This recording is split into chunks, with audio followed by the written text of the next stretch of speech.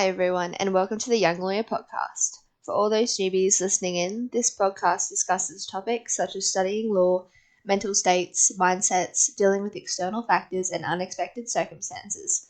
Along the way, having guest speakers such as senior associates, graduate lawyers, and students. Now let's get into it.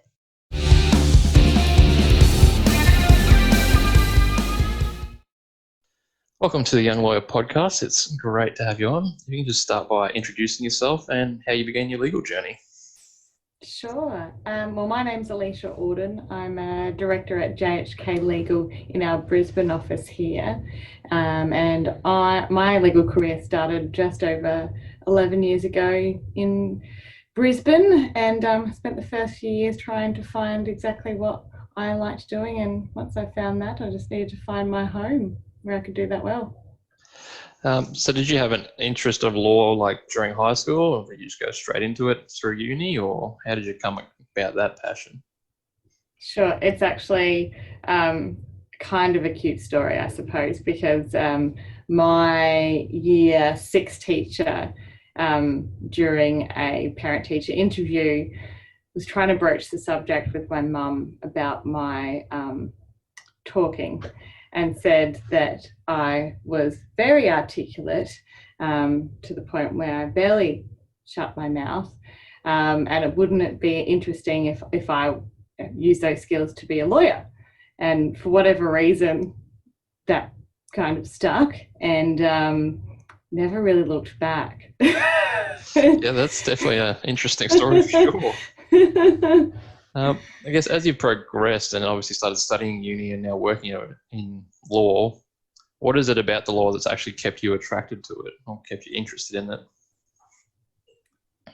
That's a really interesting one, because I don't know that it's partially the law that's kept me interested, but the challenges as you go through your career, I think, has really kind of kept me connected and involved in this, because I think it's important, number one, you go and find an area you are interested in intellectually, because lawyers are not ones that work short hours, so you need to be interested in it, number one.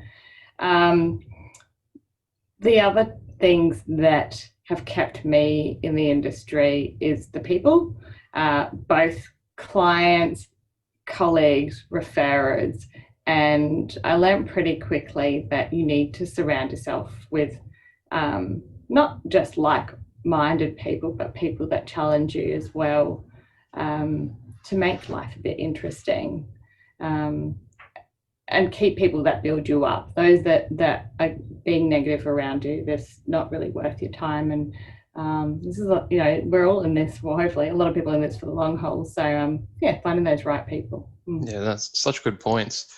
And you touched on obviously finding the area that you enjoy. How did you go about that? Just like trying different jobs, or just moving around trying different files, or dealing with different areas of law? A bit of all of it. I think when I first started out, I had these grand plans that I was going to do media law. Then I decided that I wanted to do construction law, but in 2019, when I was looking for my first job, neither of them really had jobs available. So I went into debt recovery just because it was available. And I think throughout that, just purely because the people that I've worked with, they've given me exposure into more of the general litigation, insolvency, and just putting my hand up and saying yes to just about everything to work out what it was. One I was good at and one I was interested in, two I was interested in.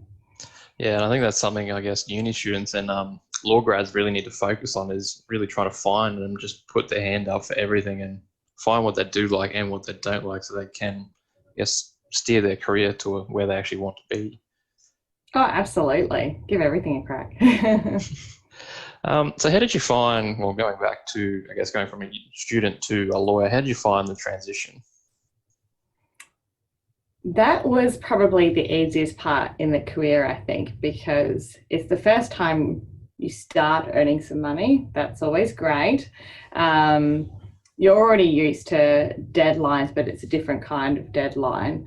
So I think that for me was probably the easiest part of the entire career in terms of that transition. Now, no, that's not the same for everyone. and I'd like to say that feeling of things are new and a bit scary goes away. But as you kind of get to each next stage of your career, that happens all over again. So I liked that part. Now, you mentioned that's the easiest. What was one of the harder parts for you then? My hardest part was probably that transition from lawyer to business owner. So for me, and a lot of people know this, it's nothing exciting. It really wasn't something I was interested in, but I got to a stage where the directors I was working for, I'm forever grateful, said to me, what else are you going to do? They know me, they know I get bored without a challenge. So I kind of threw myself into this idea of being a business owner. Now, the reason why that was a challenge is because it's a different kind of stress. It wasn't a kind of stress I had really encountered or expected. It's that 24/7 thinking about workflows, cash, deadlines, staff, relationships with your fellow business partners. But the reward of knowing you're building something that's great, something you believe in, and luckily we have a team here at JHK and MKP that makes me want to come to work, and that's what makes it worthwhile. So biggest challenge, but also biggest reward. Yeah, that'd definitely be something hard to practice for and prepare for, I guess. You can't. Exactly. What would your advice be to someone, I guess, in a similar situation who's looking to make that transition? What advice would you give them? Just do it, or? Look, it's definitely not for everyone, that's for sure. My advice would be go speak to some other people in your network, people that will give you that honest opinion about the good bits and the bad bits between it. For those that have already made that decision and want to move over, one fantastic thing that my partners gave me the opportunity to do was be involved in some either coaching or a business group. For me, that was the executive connection, and I did that up until very recently for almost on 4 years, and having those people that are external from your business to be able to help you with those soft skills, even basics of, when you come to tensions in a board meeting or something, that's all new. So having those people around you to help you navigate that was that's been fantastic. Well, that's such great advice. And now that you are a director, I guess what is some guidance you can give to employees that are seeking employment, especially in the current circumstances? Ooh, that is a good question. We've gone through a bit of recruitment stage in the last few months. So I think looking at what we were looking for, it's just genuineness, interest, and not being afraid to say what you want to do. Yeah, I think just genuineness, really, and a keen attitude, because that's what we're looking for. Yeah, I think that's for most people, looking for some interest in that, actually want to be there and not just turning up because it's just another application. Yeah, because for us, when we're looking for people, it's pretty important to us to make sure that it's a good culture fit, both for our team, because one person that's wrong in the culture very quickly can ruin something you've built, but also for the clients as well, because with all those long-term clients, they have an expectation not just for the work but with the communication and those kinds of standards as well. So finding that right fit is important for both sides. Yeah. And how does, I guess, someone try and reach those aspects and stand out to you as an employer? Sorry, as my lights went off, I completely missed that question. So how can, I guess, an employee looking to get a job stand out and obviously achieve those things that you are looking for? I think some of the best interviews we've had is where people have actually done their homework on us and asked a lot of questions, but also said to us why they think they would be beneficial to our team. So just putting in that little bit of extra effort. that's such a great point. And do you feel like, I guess, as things progress, that the old school interview, sit down, ask questions, kind of outdated, and we look towards more personality-wise nowadays? I think that mixed in with some other items is helpful. So for us, we do a little bit of that traditional sit down, but we also have the second, and it's pretty normal now, second round of interviews with the group, well, it's not even interviews, a coffee with the team that they'd be working with without us. Basically like a date for your teammates. I know a lot of other firms do psychology testing. I know some firms do a written test as well. For us at this stage in our business, for me, that's probably not necessarily because I'm a firm believer that you can teach people to be a good lawyer but not a good human, and most of the time that's pretty correct. So I think there's a progression of just looking at people as a whole. Yeah, that's such a great point. You can teach people to be a good lawyer but not a good person. Yeah, definitely going to use that one in the future. So just wrapping up, because I don't really have many other questions. What advice would you give to someone who's wanting to take up a legal career?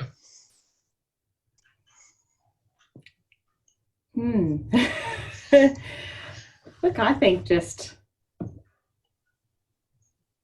just got to get into it. You've just got to either, if you're not sure if you want to do the study, just get into a law firm, whether it's as a admin assistant or something, get a feel of what's in there. If you're working in the right firm, you'll get some exposure as to the actual legal life itself, or just do some kind of study.